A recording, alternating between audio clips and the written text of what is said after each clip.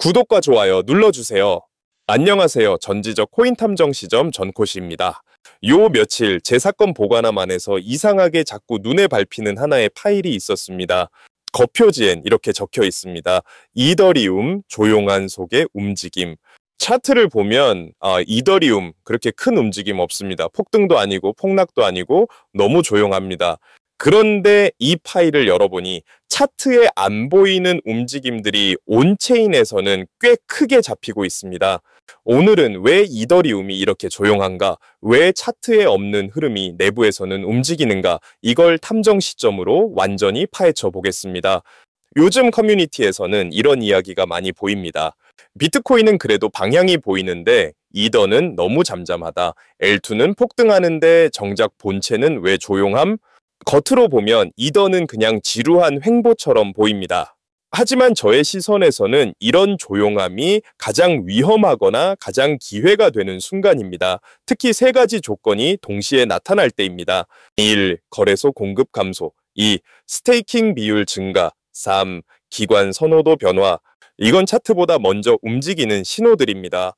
자, 그럼 이더의 핵심 단서를 살펴보겠습니다. 첫째, 거래소 공급이 다시 줄고 있다.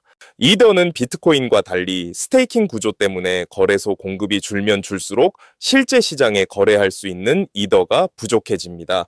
특히 자주 보이는 흐름은 거래소 입금 하락, 출금량 상승, 개인 지갑 이동 증가, 기관 지갑 증가. 이런 흐름은 예전 이더리움 강세 사이클 직전에 동일하게 나타났습니다. 즉 가격은 조용하지만 시장에 남아있는 이더리움은 줄고 있다는 뜻입니다. 두 번째 단서, 스테이킹 잠금량이 증가 중이다. 이더리움은 4S 구조라 스테이킹이 늘수록 시장 유통량이 줄어듭니다. 특히 2025년 하반기 들어 이 흐름이 더 뚜렷합니다. 스테이킹이 늘면 가격이 무조건 오르나요? 아닙니다. 하지만 스테이킹이 늘면서 차트가 조용하다? 그건 가격보다 공급 구조가 먼저 움직이고 있다는 의미입니다. 즉 단기 매도 유도 있는 장면이더라도 기본 구조 자체는 강하게 유지되는 상태입니다. 이더의 세 번째 단서, 기관의 포지션 변화입니다. 2025년 들어 기관 보고서를 보면 이더리움을 디지털 오일로 다시 평가하는 곳들이 늘었습니다. 특징은 이겁니다. 메이저 기관의 이더리움 비중 소폭 증가, 이더리움 관련 펀드 자금 유입, L2 생태계 기업 투자 증가, NFT 게임보다 인프라 중심 투자가 증가.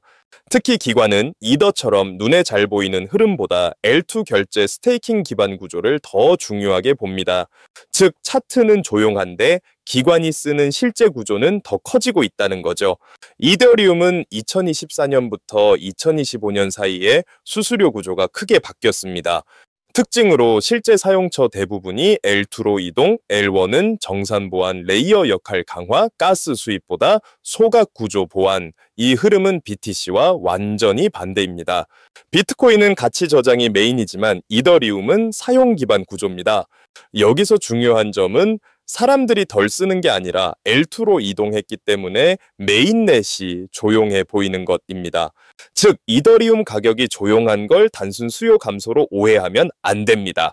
2025년에 이더리움은 L2 생태계가 훨씬 더 강하게 성장하고 있습니다. ARB, OP의 티브리 증가, 베이스 네트워크 빠른 성장, L2 결제 앱 확장, 게임 결제 소셜 프로젝트 다 L2 중심. 이런 흐름이 의미하는 바는 단 하나, 본체 이더리움은 조용하지만 밑에 깔린 생태계는 오히려 더 빠르게 커지고 있다. 이건 주식으로 치면 본사 매출은 조용한데 자회사 계열사 매출이 급증하는 구조와 같습니다. 그리고 가장 중요한 단서는 고래의 조용한 움직임입니다. 이더리움 시장에는 세 종류의 큰 흐름이 있습니다. 거래소 지갑 고래, L2 운영사 지갑, 기관 커스터디 지갑. 특히 흥미로운 건 단기 거래는 줄고 비장기 지갑 비율이 증가, 즉 이 구간은 단기 트레이더가 아니라 중장기 집단이 움직이는 구간이라는 것입니다. 지금까지 내용을 정리해보면 6가지입니다. 이더리움은 지금 거래소 공급 줄고 스테이킹 잠김 늘고 기관 물량 들어오고 L2 생태계 커지고 사용량은 L1에서 L2로 이동했고 고래는 오히려 모으고 있다. 즉 차트는 조용한데 구조는 조용하지 않습니다. 그래서 이 구간은 상승 하락 예측보다 내 이더리움이 어느 흐름에 속하는지 이걸 아는 게 훨씬 더 중요합니다. 왜냐하면 평단, 비중, 투자 기간에 따라 결과가 완전히 달라지기 때문입니다. 그렇기 때문에 이 구간에서 가장 큰 손실을 보는 유형은 누구냐? 바로 이더리움을 들고 있는데 아무 판단도 못하는 사람입니다. 매수도 아니고 매도도 아니고 그냥 지켜만 보고 있는 사람. 이 구간에서 가장 위험한 유형입니다. 지금 이더리움은 각자 상황에 따라 전략이 완전히 달라지는 시점입니다. 평단이 얼마인지, 비중 얼마나 되는지, 다른 코인과 연계돼 있는지, 단기인지, 장기인지, 리스크 허용 범위가 어느 정도인지 이 5가지가 이더리움 대응 전략을 완전히 갈라놓습니다. 만약 지금 내 이더리움이 어떤 흐름에 있는지 모르겠다면 영상 설명란의 구글 폼에 현재 투자 상황을 남겨주세요. 전코씨가 당신의 포지션을 시장 흐름과 함께 분석해서 지금 구간에서 가장 유리한 대응 전략을 현실적인 기준으로 정리해드리겠습니다. 지금까지 전지적 코인 탐정 시점 전코씨였습니다. 다음 사건에서 다시 뵙겠습니다.